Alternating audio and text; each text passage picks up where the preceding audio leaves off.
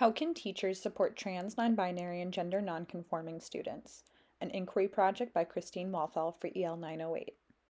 Before we talk about the problem, let's discuss some basic definitions that are defined by the Massachusetts Department of Education.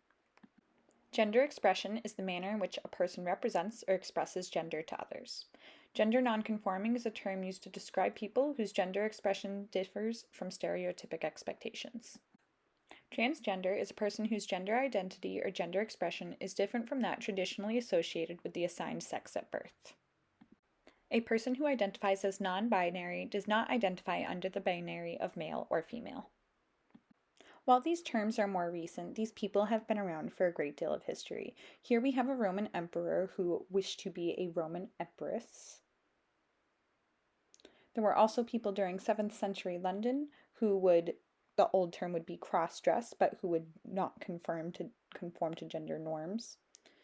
In Native American history, people that were androgynous or both masculine and feminine or were not part of the gender binary were actually celebrated, and they were considered two-spirited, meaning that they were worshipped in their tribes. The Civil War also had such people, as well as the American West, and a person began a sex change in as early as 1885.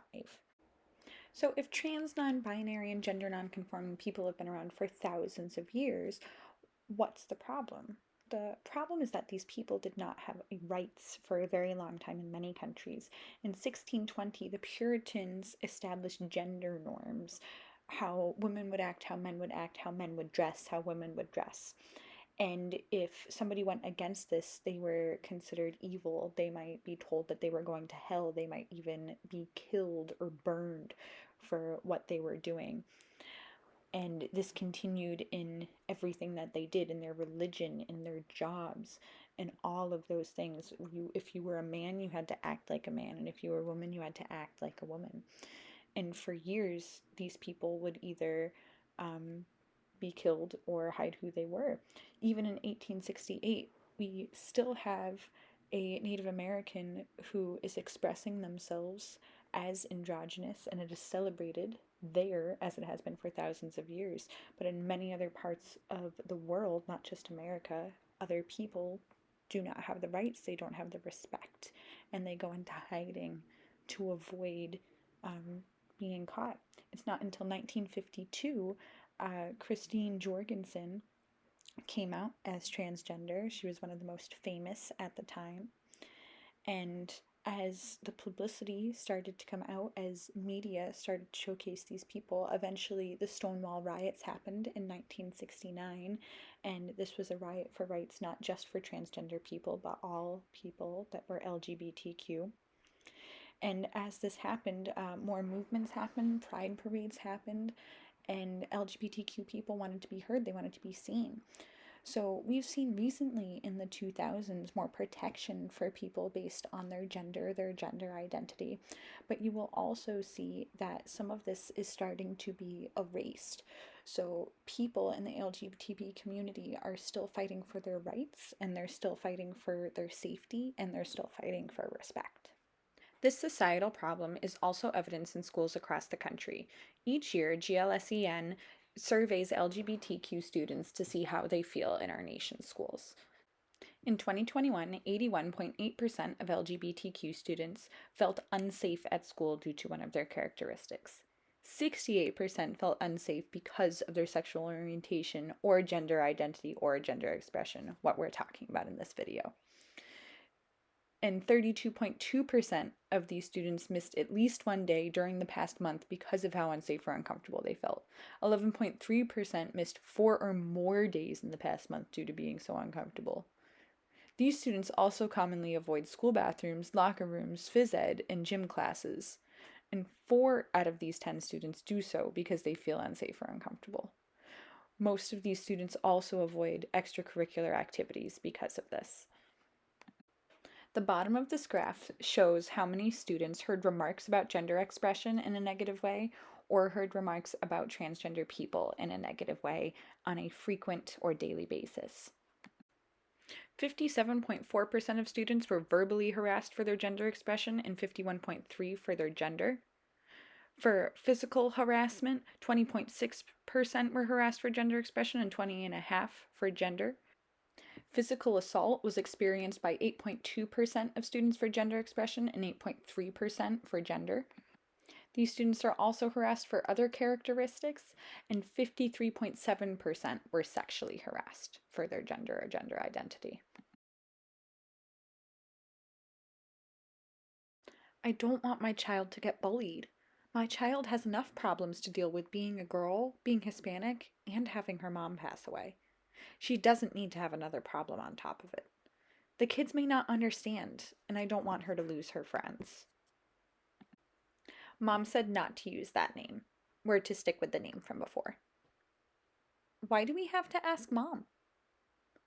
Mom is the legal guardian, so Mom has rights to what we call her child. Morally, I don't feel comfortable calling a kid by a name they don't like. That's true, but morally, I don't feel comfortable going against what a parent wants for their kid. What if it was my kid and I asked the teachers not to do something?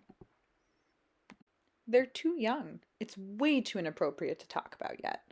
This kind of stuff shouldn't be talked about until at least high school. I'll always support my students, so we have to tell the parent. The parent has a right to know. And if the parent doesn't support the kid, it'll be my job to talk to them about it. I think there's a lot of fear in terms of people wanting to do the right thing, but not necessarily knowing how. I think there's also a lot of thought that school is not the avenue for that type of education. It's not taboo to learn about disabilities and race, but this subject is still not deemed appropriate in the school setting. There's a lot of misinformation regarding the subject itself and thinking about gender, and understanding how gender is not necessarily sex and how you can teach kids in an age appropriate way. I had a student tell me that she wanted to be called he. I don't care what students want to be called, I'll call them by whatever they want. But my administration said that they couldn't do that. So I told the student I would call them by they, so we weren't breaking administration guidelines and so they wouldn't be as uncomfortable. I'll do whatever it is I'm supposed to do. I just need to be told. A lot of teachers, when I came out as non binary, just sort of like avoided gendering me at all. And it was like really awkward. Like they just avoid all pronouns. And it was really weird. I was born as a boy. I am half boy, half girl. How does it make you feel when people tell you who you are? Kind of sad. Because they make me go into the girls' bathroom, but I just wait. Why do you wait? I wait until they leave so they don't see and then tell on me. Now that we have looked at the perspectives, it is necessary to create a classroom action plan for my classroom. Step 1. Replace gendered language. Instead of using phrases such as boys and girls, I will use gender-neutral terms in my classroom. As a 4th grade teacher from North Star Charter School said, the phrase boys and girls doesn't include everybody. Gender-neutral terms such as friends, students, room 17, 5th graders, or mathematicians are terms I could use in my room that can include the entire group of students. Even if all of my students identified as boys and girls in one year, the next year could be different. There could also be students who realize they do not identify as such midway through the year. Inclusivity is important. Step 2. Conversations on pronouns. Due to fear, many teachers don't discuss gender or pronouns at all. However, this makes the topic feel taboo. It also makes it awkward for non-binary and trans students when they suddenly have to introduce their pronouns, but no one else does. This can be avoided with a classroom discussion on pronouns. After explaining what pronouns are and what people tend to use, she, he, or they, the teacher can offer their own pronouns. Students can then go around the room saying what they would like to be called and addressed as. This conversation can even be included with nicknames at the beginning of the year. When people are misgendered, a polite reminder of the correct pronoun will do. Step 3. Positive affirmation on student genders and behaviors. Whatever gender a student is, it is my job to support that, not only by using pronouns, but by supporting the decisions they are making. Whether a girl cuts her hair short, a boy wears a dress, a non-binary student plays sports, I am a role model by saying, I like your hair today. I like your outfit. Or, that's a cool game you play. Can you teach me? It not only makes that student feel accepted, but shows other students that it is okay to express themselves. It shows other students that not conforming to traditional gender norms is okay. This can also be expressed through literature choices and reading about people or characters that do not lie in the gender binary. Step 4. Advocate for staff training. While this step is not in my classroom per se, it will affect my classroom. Talking to administration and guidance about staff training can help my coworkers understand how to support these students. I took some data from my school about what my colleagues already do. I discovered that 72% of my coworkers still use the phrase boys and girls. When asking if my coworkers had previously had a student that was non-binary, trans, or gender non-conforming, 44% said they had not, while 22% said they had, and 22% admitted they weren't sure. Though, how is it that the largest chunk of my coworkers, 44% of them, have never had such a student when 8% of elementary school students fall into the category of gender nonconforming? While I have a couple of new colleagues, most of the staff have been teaching for 8 years or more. I also asked my school if they felt they had appropriate training to teach a gender nonconforming student. Only 22% of my staff felt they had proper training, and 80% of the people who said they had the proper training also said they call their students boys and girls. While my colleagues have great intentions, this data clearly shows that training is necessary to make sure our students have a safe space at school. My students are in many rooms throughout the day and hear the voices of many adults. It is important to have the school community itself feel safe, not just the classroom. Once these steps are put into place, there are several effects it will have on society and the community. Effect number 1, less bullying and harassment. If students are taught that being outside the binary is okay, then they are less likely to bully others who do so. If they understand that being yourself is okay, they can appreciate others.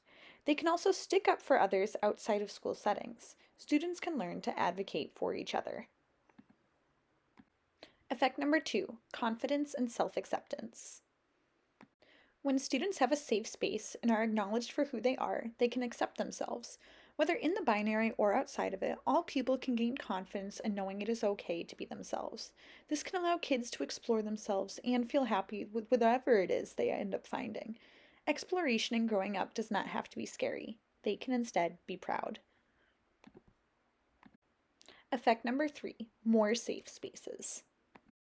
Because there will be less bullying and harassment from the students who are taught this inclusiveness, it will create safe spaces both in the school and outside of it. Wherever the students go, they can begin to create safe spaces at clubs, at home, at work, online, at religious practices. The more students learn, the more they teach others, and the more positive influence they provide. For more information on how to support transgender, non-binary, or gender nonconforming students in your classroom, please see the attached annotated bibliography. The first source is the survey from GLSEN, which surveyed all LGBTQ students in 2021 for how they feel in school. The second source is the research by Manjin, who researches effective teaching strategies for how to make the classroom more inclusive for these students. And the third source is the research from Ward, which includes 4 interviews of 16 to 18-year-olds who are gender nonconforming and their own personal experiences. Thank you.